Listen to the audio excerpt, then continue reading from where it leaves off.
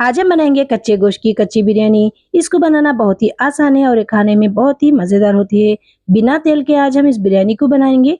उसके लिए यहाँ पर हम ले लेंगे कच्चा गोश्त। यहाँ पर मैं बड़े का गोश्त ली हूँ 1 किलो, और हरी मिर्चियाँ 4 से 5 इस तरह स्लिट करके हम ऐड कर लेंगे। और टमाटर यहाँ पर 3 बड़े साइज के टमाटर को इस तरह रफली काट के हम ऐड कर लेंगे। आप क्वांटिटी कम या ज्यादा भी कर सकते हो गोश्त की और मसालों की। और हम इसके अंदर ऐड कर लेंगे आधी मुट्ठी पुदीना के पत्ते, और दही 1 कप भर के हम इसके अंदर ऐड कर लेंगे। और तली हुई प्याज आधा कप हम इसके अंदर ऐड कर लेंगे। और अभी हम इसके अंदर ऐड कर लेंगे 1 चम्मच मिर्ची पाउडर, आधा चम्मच हल्दी पाउडर, आधा चम्मच गरम मसाला पाउडर, 1 चम्मच धनिया का पाउडर, नमक टेस्ट के हिसाब से हम ऐड कर लेंगे। अदरक लहसुन का पेस्ट 3 चम्मच हम ऐड कर लेंगे इसके अंदर। 1 इंच दालचीनी का टुकड़ा, लौंग 7 से 8, और बड़ी इलायची 1 हम इसके अंदर ऐड कर लेंगे। 1 चम्मच कस्तूरी मेथी हम इसके अंदर ऐड कर लेंगे। जीरा आधा चम्मच। अभी हम इसके अंदर ऐड कर लेंगे कुकिंग ऑयल 1 कप भर के हम इसके अंदर ऐड कर लेंगे।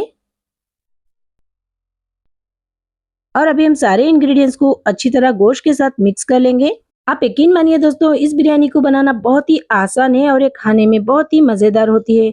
मेरे कहने पर एक बार इस बिरयानी को बनाकर ट्राई कीजिए।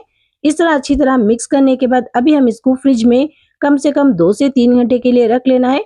अगर आपके पास टाइम कम हो तो 1 घंटे के लिए आप रख लीजिए इस तरह फ्रिज में। यहाँ पर मैं इसको रखते हुए 2 से 3 घंटे हुए थे। तो चलिए अभी हम इसको पका लेना है। तो डायरेक्ट हम इसको चूल्हे के ऊपर रख लेंगे।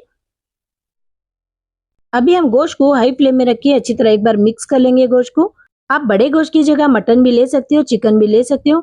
चिकन को लेकिन ज्यादा देर तक पकाने की जरूरत नहीं रहेगी। इस तरह अच्छी तरह मिक्स कर लेंगे इसको एक बार। अभी यहाँ पर देख सकते हो बहुत ही अच्छी तरीके से मिक्स हो चुके हैं सारे इंग्रेडिएंट्स। तो अभी हम इसको ढककर मीडियम फ्लेम में रख के कम से कम 1 घंटे के लिए गोश्त गलने तक अच्छे से पका लेंगे। अगर आपके पास टाइम कम हो तो आप प्रेशर कुकर में भी बना सकते हो। यहाँ पर मैं राइस को 1 घंटे पहले ही भिगो कर रख दी थी। यहाँ पर मैं बुलेट राइस का इस्तेमाल की हूँ। यहाँ पर आधा किलो राइस ली हूँ 2 गिलास भर के। इसके अंदर टेस्ट के हिसाब से नमक ऐड कर लेंगे, और 2 पिंच यहाँ पर हम फूड कलर ऐड कर लेंगे, और 2 टेबलस्पून कुकिंग ऑयल ऐड कर लेंगे। अभी हम राइस को चूल्हे के ऊपर रखकर 80% तक पका लेंगे हम इसको। तो चलिए अभी हम गोश्त को चेक कर लेंगे। यहाँ पर अभी आप देख सकते हो बहुत ही अच्छी तरीके से हमारी अखनी जो है पक चुकी है। अभी यहाँ पर गोश्त अच्छी तरीके से गल चुका है। अच्छा, आप इस वीडियो को किस जगह से और किस कंट्री से देख रहे हैं मुझे कमेंट करके जरूर बताइए, क्योंकि आपके बारे में जानकर मुझे बहुत ही अच्छा लगता है। यहाँ पर गोश्त अच्छी तरीके से गल चुका है। तो चलिए अभी हम राइस को चेक कर लेंगे। यहाँ पर राइस जो है हमारे 80% अच्छी तरह पक चुके हैं। अभी यहाँ पर देख सकते हो इस तरह तोड़ने से 2 हिस्सों में राइस अगर टूट रहा है तो ये परफेक्ट है। अभी हम राइस के अंदर जो पानी रहता है उसको अच्छी तरह हम अलग कर लेंगे। अलग करके इस तरह हम स्ट्रेनर में निकाल कर राइस को हम अभी अखनी के ऊपर राइस को अच्छी तरह फैला लेंगे। और भी मेरे चैनल पर बहुत सारे बिरयानी की रेसिपीज है। मैं डिस्क्रिप्शन में और आइकन बटन में लिंक दे दूंगी, आप जाकर वहां देख सकते हो। इस तरह अच्छी तरह हम फैलाने के बाद राइस को, और उसके बाद हम उसके ऊपर ऐड कर लेंगे तली हुई प्याज, हम इस तरह ऐड कर लेंगे, और पुदीना के पत्ते बारीक कटे हुए हम इस तरह ऐड कर लेंगे। और अभी हम इसको ढककर दम के लिए रख लेंगे। इसको हम कम से कम 2 से 3 मिनट के लिए दम के लिए रख लेंगे। तो चलिए अभी हम चेक कर लेंगे।